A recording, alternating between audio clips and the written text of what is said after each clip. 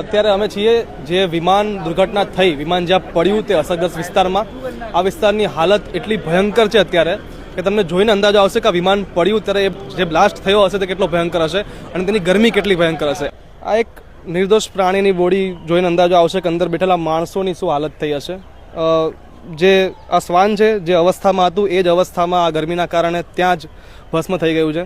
આવી જ રીતે અંદર રહેલા પેસેન્જરો અને આજુબાજુમાં અસરગ્રસ્ત જે લોકોના મૃત્યુ થયા છે તેમની પણ ડેડ બોડીની હાલત કંઈક આવી થયેલી છે. જોઈને આંખો ભીજાઈ જાય તેવા દ્રશ્યો છે. ઠેર ઠેર વિમાનનો કાટમાળ છે. આ કાટમાળ જોઈને જ અંદાજો આવી જાય કે અંદર બેઠેલા માણસોનું શું અવસ્થા હશે.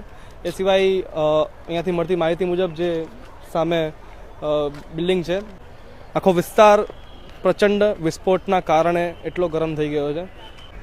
આસપાસના બાંધકામો તમે જોઈ શકો છો, તેની હાલત કેટલી ખરાબ રીતે ત્યાં બાંધકામો બળી ગયા છે અને આજુબાજુની જમીન સમગ્ર તમે જોઈ શકો છો કેવી થઈ ગઈ છે.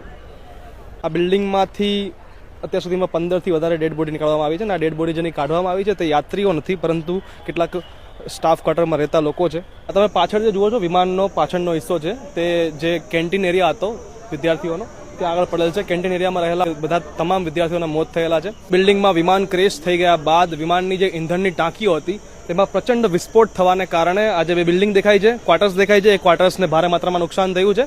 આ સિવાય કેટલાક પ્રત્યદર્શીઓનું કહેવું છે કે વિમાનના જે વિંગ્સ છે એ પડવાને કારણે રસ્તા પર સવાર વાહન ચાલકોને પણ ઈજા પહોંચી છે અને કેટલાકના મૃત્યુ પણ થયા છે. એટલે વિમાનમાં સવાર યાત્રીઓ સિવાય પણ અન્ય મૃત્યુ થયા હોવાને કારણે મૃત્યુઆંક વધવાની પૂરેપૂરી સંભાવના છે.